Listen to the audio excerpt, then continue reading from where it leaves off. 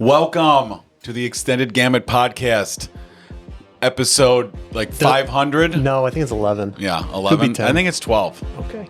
Well, your bets are in. We have a special guest. We do have a special guest. Who's our special guest today, Andy? This is Mark Aguilera with Epson, and we're going to get to know him in just a minute. So stay tuned.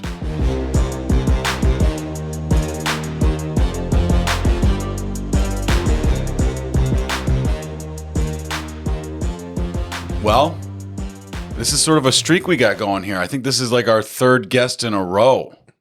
Because we've realized the podcast is not that good with two, we need to have a third. We need a third person. Yeah.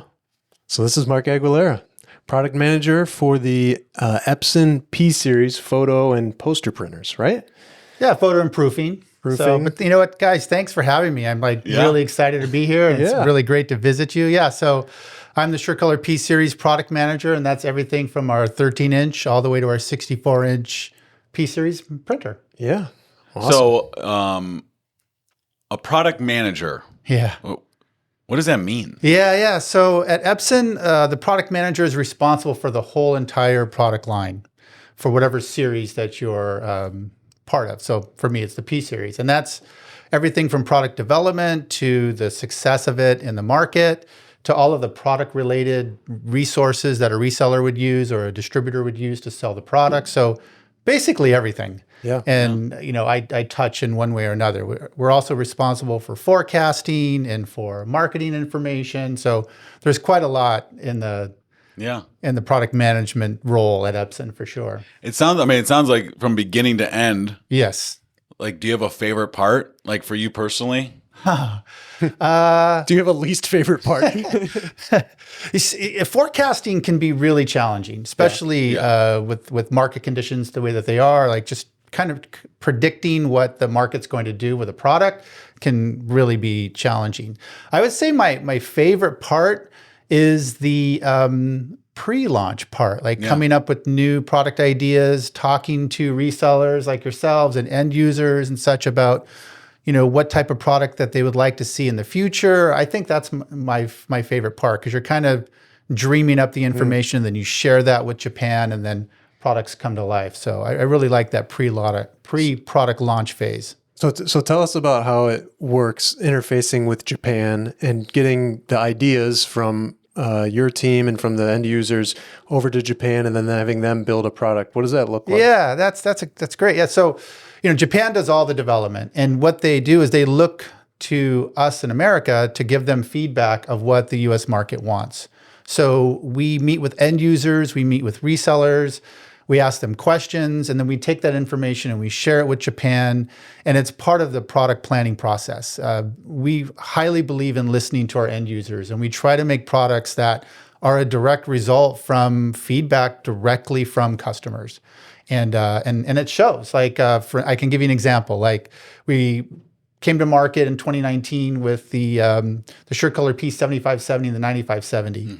And there's a light inside of the printer. And I know this seems kind of funny and silly, but at the same time, that was a direct feedback from end users because they were using their cell phones to look at the print, to look to see what's, you know, coming out, because that's what happens in production. You know, if you made a color adjustment or it's a size that, you know, you changed. And so they were using their cell phones to look at the output. So we thought, let's just put a light inside of the printer to make it a little bit easier. So that type of stuff I think is really important to the product development process, like listening to your end users and then coming out with a product that directly reflects that need. I remember going to trade shows years ago. And remember when the S series, it finally had the light button, and you would go to a trade show and we would just push the button and customers would stop and they'd be like, wait, cool. And you're like, it's a light switch. It's a light switch, yeah.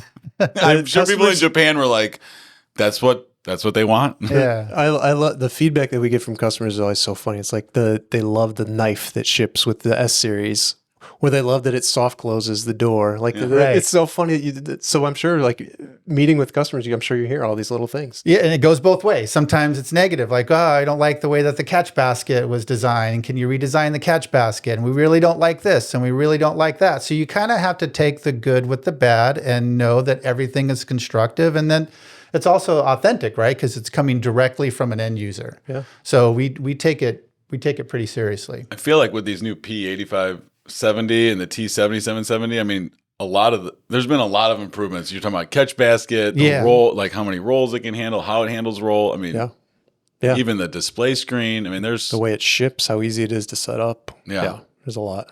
So thank you. Yes, exactly. Yeah. And those new features and that new platform as well are from direct feedback from customers, like the catch basket, having to pull out rather than something that configures and it's on the ground and it slides through. I mean, that has a purpose for some uses, but we wanted to make something really small. So this new platform is super small.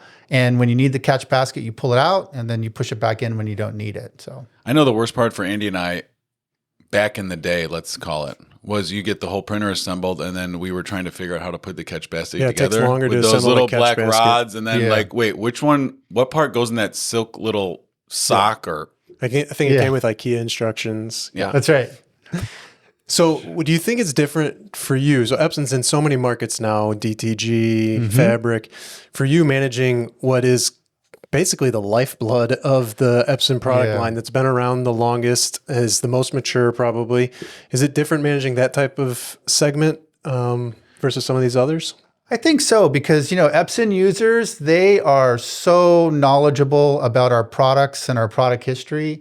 They have so much experience. I mean, consistently we talk to customers who have been using our products for 15 plus years, and they can name off all of the models that they've had. So they literally know everything from beginning to end. And so they're very opinionated and they're experts with regards to the product. So when we make a change, it is definitely something that affects the market. It affects end users. And sometimes that change is welcome. And sometimes that change is like, why did you make that change? And, but we have to innovate. We're constantly trying to make our products better. And that comes sometimes with some design changes, some innovation affects process, if you will. So we recently I had a podcast episode, and we met and talked with Matt Crawford, president of Onyx. No big deal. No big deal.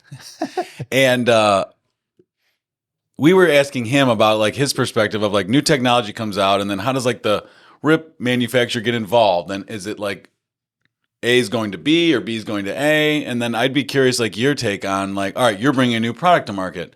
Is it that all these RIP manufacturers are begging you, for like the SDK, right? Or are you then going to them? I mean, there's like this weird nuance. Yeah, there's the whole thing. There's definitely a nuance, but luckily we've got a special developer site that a developer will log into, and when we start to launch a new platform, the RIP vendor can go to this website and download the SDK and all the different tools. And if there are any changes, then those tools are reflected. Those changes are reflected in the tools. Yeah. So there's a process that's in place.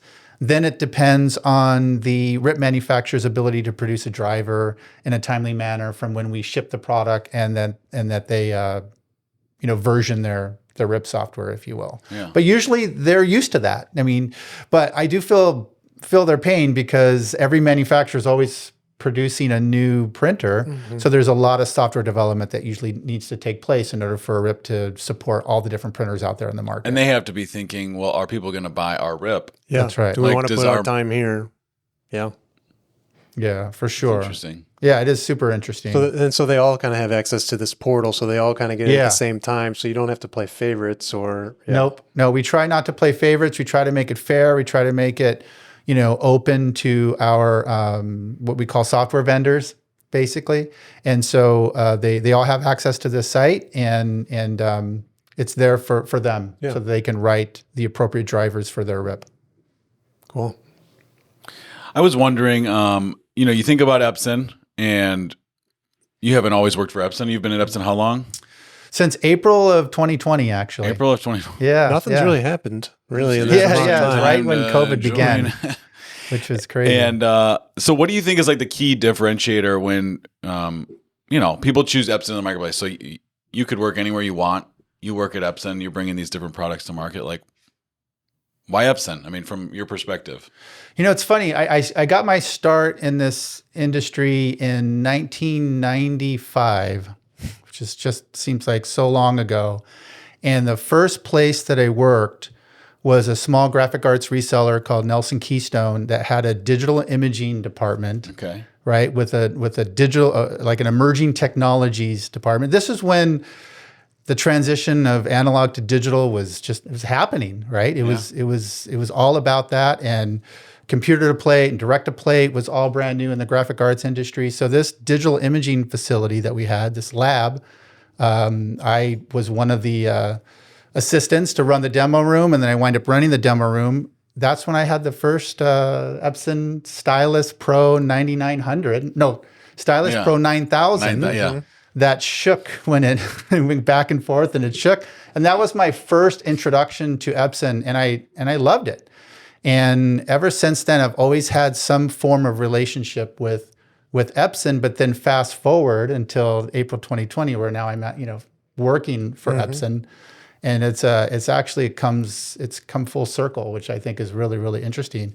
And in that time, I mean, I became a color consultant with X-Rite and with the Graphic Intelligence Agency, the GIA. If you know who they are, do you remember them, or did you know them? I know about the CIA. Yeah, I know. There's a company called the Graphic Intelligence Agency. I know, it's kind of funny. It's a play on that. And matter of fact, we were all called agents, which was really kind of funny. If they couldn't cut it in the CIA, then they go to the GIA. This is Mark. I'm an agent with the GIA. Yeah, exactly. Oh, geez, let him in. Yeah. No, those are fun times. And I worked for Colorblind, and the first color management software company. I had my own print company, I had my own design company. Oh, you've done it all. Yeah, I understand all the various perspectives. I understand the end user perspective. I understand the reseller perspective. And now I understand the manufacturer's perspective, because I also am ex-HP as well. So I was at HP for a few years. So tell us a little bit about the printers that are coming, not the ones that you're not allowed to talk about, but the ones that are coming in the next month or two. There's some things coming for the P series. I mean, he can tell us whatever he wants. Oh yeah. No one watches this, so you're fine. You can tell us whatever you want. I'm a former agent after all, so Yeah. We're really excited because we've completely changed everything. In fact, this tagline that we have for this new product is, "This design changes everything."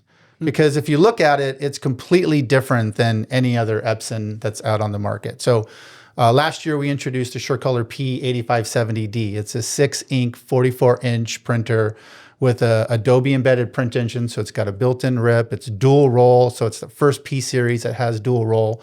It's super small, super compact. It's less than 20 inches deep. I mean, it's got all sorts of really new innovation that we've never had before. And so that has started a whole release of new products that we're super excited to start to ship in the middle of this month, in March, and in beginning of April as well. So we're going to have 3 24-inch printers, the 6570 series. So there's going to be a 6570D. It's a dual roll with the Adobe embedded print engine, a 6570DE, and that's dual roll, but without the Adobe embedded print engine, because if you don't need the Adobe embedded print engine, then you don't necessarily need to buy it. And then we'll have what's called the 6570E, which is a 24-inch single roll version. So we'll have 3 24-inch new printers that coincide with the P8570D. So it's a whole new series of printers. And then finally, April 1, we're going to start to ship the SureColor P8570DL. And that is the same format as the P8570D, but it's going to include a 1.6 liter ink pack system. That's basically the largest ink pack system on the market. I think the HP has a 1 liter ink pack system. We have a 1.6 liter ink pack system. And it's those same bag type that we see in some of the other lines. Right. So less waste less plastic waste. You've got something that's in a bag rather than in a cartridge. And so we're really trying to move away from, better impact on the environment. That's for sure, by going with an ink pack system. Yeah. What was the previous model? How many milliliters was it? Was it 700, 750? 700. 700, yes. So to go to 1.6, I mean, that's more than double capacity. And that's all that there will be. Is that how that works? 700 times 2, 1,400, 1.4. Let's do some math. 1440. Get out the calculator. That's good. Hey, Siri. All right, so in layman's terms, because we're laymen, The Adobe embedded print engine. Why would you opt for that? Why would you not? Right. So if you're doing more than photo, yes, P-Series is known in the photo market. But if you're also doing graphic art and you're printing PDF, you've got raster and vector in your file, you've got type in your file, so more than photo, then it would be good to take advantage of PostScript. And other models on the market have a built-in PostScript engine. And we've always had PostScript as an option, but we decided to include it as a standard option with the new platform because, Epson's known for its quality. And we also want people to print graphic design. So posters and layouts that have vector and type, I think we'll be able to print beautifully with this new platform. And because it's got the Adobe Embedded Print Engine built in, you don't have to necessarily buy a third-party RIP. Now, if you want to use a third-party RIP for all those features that the RIP is known for, then great. But if you're just doing basic PDF printing, then the Adobe Embedded Print Engine is phenomenal. It's not yesterday's PostScript accessory. It's very powerful. It has 4 Intel Atom CPUs built into the processor, 1.66 gigahertz. So it's really fast. So if you've got a complicated PDF with lots of layers, and those layers may have transparent layers and such, some PDFs now these days are really, really complicated and quite large. This Adobe Embedded Print Engine, because it's the latest from Adobe, it'll rip them incredibly quick. Wow. So does it work with Adobe? I don't know if you can talk about this, but do you pay a license to them to be able to include that in your hardware? Yes. Yeah. It's actually one of the reasons why the printer is a little bit more expensive as well, because it's got that Adobe Embedded Print Engine. And we do pay a license fee to Adobe, but it's the latest from Adobe. So there's not this issue with the versioning of the Adobe, whatever PDF engine that you have. Like, this is the absolute latest from Adobe, and it's a new venture that they have offered to OEM print vendors. And so we're really excited to include that with our new platform. Yeah. So you start as product manager right as COVID is beginning, and had you been a product manager previously? Not necessarily. So it's new for me. I've always been incredibly technical. I was an advanced technical consultant for HP. But product management is something that I looked into, and I thought, you know what? After all these years of experience, I think this is the thing that I really, really want to do. And lo and behold, I was able to land the position, and it's perfect for the type of products because, I have a long history in photography. Photography is my first love. I fell in love with it when I was 12 years old and have never stopped taking pictures. I thought about maybe at one point being really serious about it, but it's like, do I want to get paid for something that I love and then have it be a job? Like, I'm just going to keep it as a hobby. Yeah. So therefore, I can take pictures of sunflowers, or I can take pictures of, my wife nude. It doesn't really matter. Oh. Like, I don't have to, I don't have to subscribe to a certain look, or I have to appease a customer, or I have to appease a client, and I can just love photography for what it is. That's how Jeff is about pickleball. He's like, there you go. I love this. It's a hobby. I'm just going to keep it a hobby. I'm not going pro. You guys can stop calling. I'm just going to keep playing as an amateur. Turned out, no, we'll give you ownership of the whole team and you play. And I was like, no, I want to do this podcast. Yeah. I can't get Mark's wife out of my mind. What was the biggest thing that you feel like you've learned? Like, all right, I'm taking this role as product manager, but there must have been some gaps, and then you had to learn something. Oh, yeah. Like, no, I what was like the big thing that you feel you've added to your basket of skills over the last 3 years? I think it's extreme flexibility of going from talking about, say, the color management of our P9570 with orange, green, and violet in the proofing space to HIC G7 to forecasting 4 months ahead of how many, P8570Ds that the whole market may want to buy to, okay, now which, vertical market should we go after for a particular product? Like, just going from one thing to the next. Product managers wear a lot of hats. You have to talk to a lot of different stakeholders. So it can be quite a ride. It's a lot of fun, but it's also really keeps you on your toes. You're doing different things all the time. Yeah. Wow. Well, that's pretty cool. Yeah. Do we have time for one more question? We do. So we've focused a lot of our attention, I do, at least I'm guilty of this, on the 44-inch and up. So is there anything in the 13-inch, 17-inch that you would want to tell people listening, anything there that you want to talk about? Yeah, actually we are discontinuing some products. So the SureColor P5000 standard edition, which is for photographers, we're end of lifing as of April 1. Okay. But we are keeping the SureColor P5000 commercial edition in the line, but we're going to bundle it with the SpectraProofer. So that's a big change that's coming to the market. The P5000 is an extremely popular product and photographers love it, and so does the proofing market. It's sort of I call it the unicorn because it's very different. There's nothing like it in the market. The Canon Pro 1000 is not really the same production level printer as the P5000 is. So that's a big change that's coming to the market.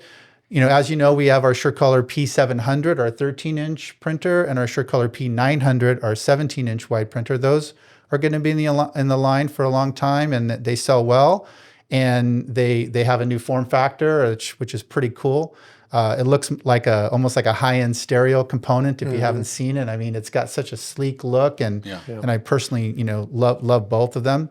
And so, that's basically what we've got right now for the desktop, 13-inch and 17-inch wide segment. Very cool. Very cool. Well, Mark, we enjoyed this conversation.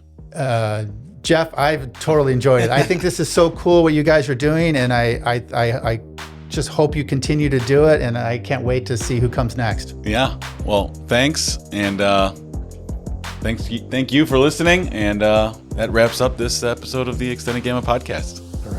All right. Nice.